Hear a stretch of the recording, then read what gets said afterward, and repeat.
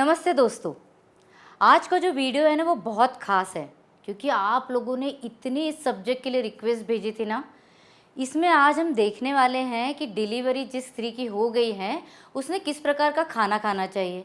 अभी खाना क्यों समझना ज़रूरी है क्योंकि सबसे पहली तो बात है कि जो स्त्री है वो डिलीवरी का जो पूरा पेन वगैरह होता है, लेबर सब होता है, 9 महीने बच्चे को पूरी डेवलपमेंट के वक्त उसके शरीर को जो मदद करनी पड़ती है वो पूरा कमज़ोरी है वो कम करने के लिए हमें खाने की प्रॉपरली केयर जो है वो लेनी चाहिए। उसके अलावा डिलीवरी के बाद के जो प्रॉब्लम्स होते हैं कि कमर दुख रही है, बाल झड़ रहे हैं, फिगर ख़राब हो गई है, तो वो सब भी तो हमें रोकना है ना। दूसरा होता है कि बच्चे का पोषण, अगर माँ ढंग से खाना खाएगी तो ही तो बच्चे को पोषण ढंग से मिलेगा। और ये जो पहले 6-8 महीने होते हैं ना डिलीवरी के बाद के, इसमें अगर पोषण ढंग से मिल जाए तो केवल उसी वक्त का अपचन या वज़न बढ़ना यही सब हम केयर नहीं ले रहे हैं, पर शायद 40 साल में जो बच्चे को आगे जाकर डायबिटीज़ होने वाला है ना, वो भी हम इस प्रकार के खाने के डाइट के जो नियम फॉलो करेंगे उससे हम बचा सकते हैं। और तीसरी सबसे इम्पॉर्टेंट बात होती है कि जो स्त्री है उसके गर्भाशय का आकार पहले जैसा होना चाहिए। आजकल हम लोग कई बार देखते हैं कि 1 या 2 डिलीवरीज हो जाने के बाद कभी भी आगे सोनोग्राफीज करवाएंगे तो गर्भाशय का आकार वही रह जाता है, मतलब बोलते हैं कि गर्भाशय बहुत बड़ा है। तो वैसा नहीं होना चाहिए। स्त्री का अगर हमें हार्मोनल बैलेंस ढंग से रखना हो तो स्त्री के गर्भाशय का आकार पूर्ववत होना बहुत ज़रूरी है, ऐसा आयुर्वेद में बताया गया है। अभी इस वीडियो के लिए मैंने तैयारी बहुत सारी की है। आप लोग भी डिलीवरी के 8-10 दिन पहले से ढंग से ये पूरी तैयारी करके रखेंगे तो अच्छा है। लास्ट मिनट पे अगर तैयारी करने जाएंगे तो थोड़ी सी गड़बड़ हो सकती है। ये वीडियो थोड़ा सा बड़ा है, लंबा है, पर अगर आप शांति से बैठ के देखेंगे, हाथ में पेपर पेन लेकर बैठेंगे तो आपकी ज़रूरत के हिसाब से जो नोट्स है वो भी एक ही टाइम पे बना लेंगे तो ज़्यादा बेटर रहेगा। तो आइए देख लेते हैं कि प्रसूता स्त्री को खाने पीने में क्या केयर लेनी है। दिन की शुरुआत हमें पंचामृत से ही करनी है। पंचामृत में जैसे 1 चम्मच हम शक्कर लेंगे, अमृत शर्करा लेंगे तो ज़्यादा बेटर है क्योंकि उसमें केसर वगैरह सब है। शहद भी है, वो भी अगर अच्छी क्वालिटी का चाहिए तो संतुलन का ही लेंगे तो ज़्यादा बेटर है। तो ये शहद हम लोग 1 चम्मच इसमें डालेंगे। उसके बाद हमें इसमें डालना है दही। देखिए दही भी हमें केवल 1 ही चम्मच ये सुबह के वक्त में खाना है। उसके बाद जो खाने में है वो दही बिल्कुल नहीं रखना है। उसके बाद हम उसमें डालेंगे 2 चम्मच घी। तो ये घी भी अच्छी क्वालिटी का ही हमें लेना है, गाय का लेंगे तो सबसे अच्छा है। ये 2 चम्मच हम लोग घी डालेंगे और उसके बाद 4 से 5 चम्मच जो है वो दूध डालेंगे। अभी देखिए ये क्या होता है, पंचामृत से शरीर में रस धातु बढ़ने के लिए मदद मिलती है। तो जो बच्चे को स्तन्यपान करवाना है उसमें भी हमें मदद मिलती है और उसी के साथ शरीर में ताकत भी रहने में मदद मिलती है। तो इस प्रकार से ये पंचामृत जहाँ तक पॉसिबल है आप चांदी की कटोरी में ही बना के मिक्स करके रख देंगे और थोड़ी देर बाद लेंगे तो ज़्यादा बेटर है। नहीं तो यूट्यूब पे मेरा पंचामृत के पूरे डिटेल के बारे में वीडियो है तो वो भी आप देख लेंगे तो भी चल सकता है। ब्रेकफास्ट में हम जहाँ तक जमेगा सॉफ्ट चावल बनाकर लेंगे। इसके बजाय हम लोग चाहें तो इसमें मूंग की दाल डाल सकते हैं। इसमें हमें डालनी है ये पिंपली, देखिए ये ऐसी दिखती है, और सूट, इन दोनों की पाउडर बनाकर हमें चावल में डालनी है। इससे क्या होता है, शरीर के अंदर का वात कम होता है और आगे का जो पचन भी होता है ना पूरे दिन भर में, वो भी अच्छे से होने में मदद होती है। और इसी में हम लोग डालेंगे घी वापस 2 चम्मच के करीब या 3 चम्मच के करीब। ये आप घी डाल के और इसको थोड़े सा स्वाद के अनुसार नमक डाल के मिक्स करके ले सकते हैं। ये गरम गरम चावल रोज़ खाने में इतना मज़ा आता है क्योंकि पिंपली से इसका स्वाद इतना बढ़ जाता है तो बोर बिल्कुल भी नहीं होता है। ये जो प्यारे प्यारे छोटे से लड्डू दिख रहे हैं ना, ये सूट, गुड़ और घी के बनाए हुए लड्डू हैं। रोज़ सुबह ब्रेकफास्ट में आप एक छोटा सा ये ले सकते हैं और अगर नहीं तो हफ्ते में 1 से 2 बार लेंगे तो भी चल सकता है। ये सब स्पेशल चीज़ें हैं जो हमें डिलीवरी के बाद खानी होती है। एक तो है ये आड़ी, देखिए इसको भिगो कर रखा है और इसकी खीर हमने बनाई है। ये स्तन्य बढ़ाने के लिए मदद करती है। उसी के साथ है यहाँ पे देखिए गुड़ है, खसखस है, ये हमने स्प्राउटेड मेथी दाना रखा है, खड़ी शक्कर है, फिर उसके बाद ये खोपरा है, फ्रेश है, ये सूखा हुआ नहीं है, खारीक है और उसी के साथ है गोंद। अभी ये सब चीज़ें जो हैं बादाम वगैरह, ये हमारे शरीर में ब्लड बढ़ाने के लिए मदद करती हैं। उसी के साथ बोन्स की ताकत भी अच्छी रहने के लिए मदद करती हैं। अभी देखिए इन्हीं स्पेशल चीज़ों से हमने ये बनाया है गोंद का लड्डू, इसी के साथ ये है आड़ीव का लड्डू और ये है मेथी का लड्डू। डिंक का लड्डू डेली खाना है ब्रेकफास्ट के वक्त या कभी भी दिन भर में आपको चलेगा। अड़ीव का लड्डू है वो आप हफ्ते में 2 से 3 बार खा सकते हैं और मेथी का लड्डू भी नियरली 2 से 3 बार खा सकते हैं। आपको अगर पसंद और आप डेली भी खाना चाहें तो खा सकते हो, सुबह के वक्त में या शाम के वक्त में। खाना बनाने के पहले सबसे इम्पॉर्टेंट चीज़, पूरा खाना घी में ही बनेगा। प्रसूता स्त्री के लिए तेल बिल्कुल यूज़ में लाना नहीं है और आयुर्वेदिक तरीके से बनाया हुआ घी हमें यूज़ करना है। मसाले बहुत इंपॉर्टेंट होते हैं। सबसे पहले देखिए हल्दी, वो गर्भाशय शुद्धि के लिए मदद करती है। उसके बाद होता है जीरा, वो भी गर्भाशय शुद्धि के लिए और स्तन्य शुद्धि के लिए मदद करता है। उसके बाद है हींग, तो हींग जो है वो हमें शरीर में से वात कम करने के लिए मदद करती है। धनिया की पाउडर स्वाद बढ़ाने के लिए और पचन सुधारने के लिए मदद करती है। तेज पत्ता है वो भी पचन सुधारने के लिए मदद करता है। दालचीनी पचन में मदद करती है और उसी के साथ अन्न में रुचि भी बढ़ाती है। और काली मिरी जो होती है उसकी पाउडर या अक्खी काली मिरी आप डिलीवरी के बाद आपके मसालों में यूज़ कर सकते हैं, बघार में वगैरह।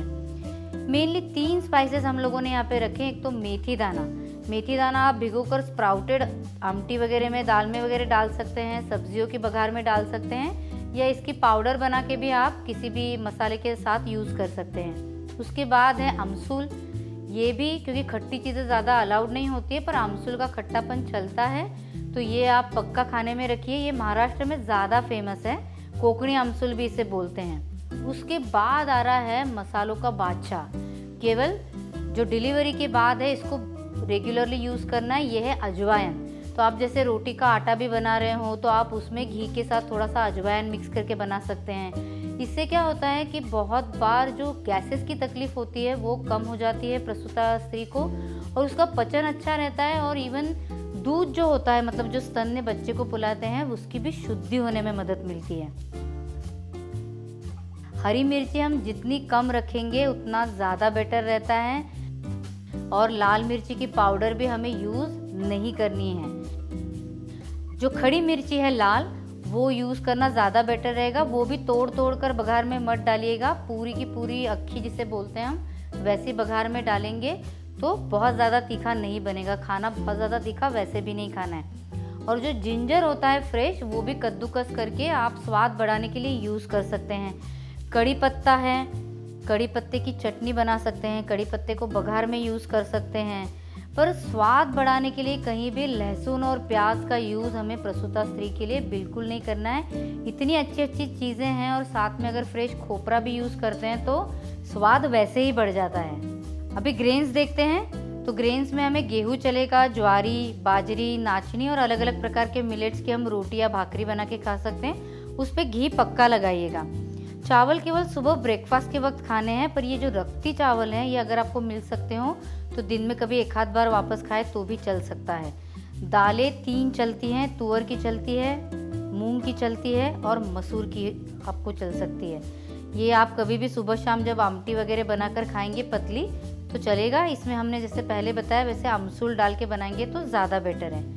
बीन्स जहाँ तक है केवल कुलित बीन्स चल सकती है, वो भी उसका आटा बना के आप उसका सूप बना के ले सकते हैं, तो वो सर्दी खांसी से भी हमें राहत देती है और इम्यूनिटी भी अच्छी बनी रहती है और हमारे बोन्स भी स्ट्रॉन्ग हो जाते हैं। और स्प्राउटेड बीन्स जो चल सकती है वो केवल मूंग और मटकी है। ये दोनों बीन्स डायरेक्टली कभी बना कर नहीं खानी है, स्प्राउटेड ही बीन्स हमें ये दोनों चल सकती है, बाकी सारी बीन्स अवॉइड करनी है। आइए सब्जियों में पहले फल सब्जियां देख लेते हैं। ये है पडवल, ये फाइब्रस होता है, पेट वगैरह सब साफ होने में मदद करता है। इसके बाद ये है गिलकी, ये है हमारी प्यारी दूधी, क्योंकि ये तो हमारे शरीर में रस धातु बढ़ने के लिए बहुत ही मदद करती है।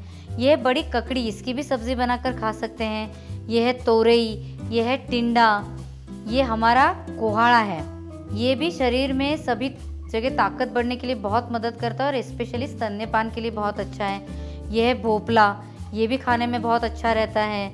ये है तोंडली या तिंडली, कोई कोई लोग इसे बोलते हैं। तो ये फल सब्जियां हम सुबह शाम खाने में रख सकते हैं। इसी के साथ ही ये आलू, अभी आलू जो है हमेशा उबाल कर ही प्रसूता स्त्री को देना है। इसको आप काट के वगैरह कच्चा उसकी सब्जी बना के पक्का मत दीजिएगा, नहीं तो पचेगी नहीं। उसके बाद है भिंडी, भिंडी के बाद है परवर, ये भी दोनों सब्जियां ताकत के लिए बहुत अच्छी होती है और इनमें से काफ़ी सारे विटामिन्स वगैरह भी मिलते हैं, तो पक्का खाने में रखना चाहिए। करेला भी हम प्रसूता स्त्री को दे सकते हैं, पर सप्ताह में या 10 दिन में एक आध बार देंगे तो चलेगा, नहीं तो बाकी की सारी फल सब्जियां जो हैं वो आप सुबह शाम खाने में दे सकते हैं। उसी के साथ आती है हमारी ग्रीन पत्ते वाली सब्जियां। तो देखिए, जैसे हमारी कोथमीर है, ये तो हम ऊपर से भी सभी खाने में डाल सकते हैं, पर कोथमीर के भी पराठे वगैरह बना के आप या चटनी बनाकर खाने में ले सकते हैं। तांदुर्जा है, माठ है, मेथी है, पालक है, तो ये सब्जियां हमें सुबह के वक्त खाने में रखनी है।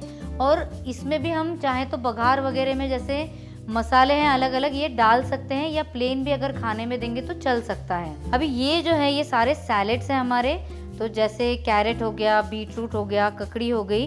इसको बीटरूट और कैरेट को थोड़ी सी भाप दे के अगर सैलेड बनाएंगे तो ज़्यादा बेटर है, और ककड़ी अगर कच्ची खाएंगे तो भी चल सकता है।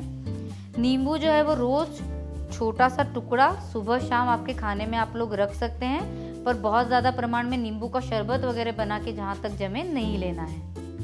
फलों में भी दाड़िम, नाशपाती, एप्पल, चीकू, अंगूर, ये रेगुलरली आप खाने में रख सकते हैं। सुबह नाश्ते के वक्त में रखिए या दोपहर के खाने के वक्त खाने में रखिए।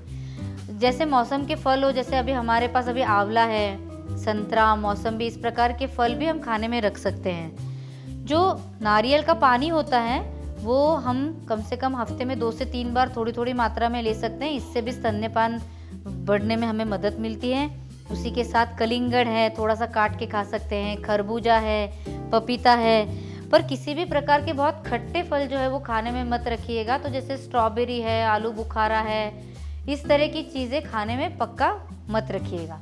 पहले मैंने आपको बोला है दही नहीं लेना है, पर छाछ रोज़ाना लेना है। तो घर पे बनाया हुआ फ्रेश छाछ लीजिए, उसमें जीरा पाउडर और काला नमक ये दोनों डालना है, और साथ में कोथमीर, पुदीना वगैरह जो भी आपको डालना हो उसमें स्वाद के हिसाब से वो डाल के, और खाना खाने के बाद एंड में छाछ ज़रूर लीजिएगा।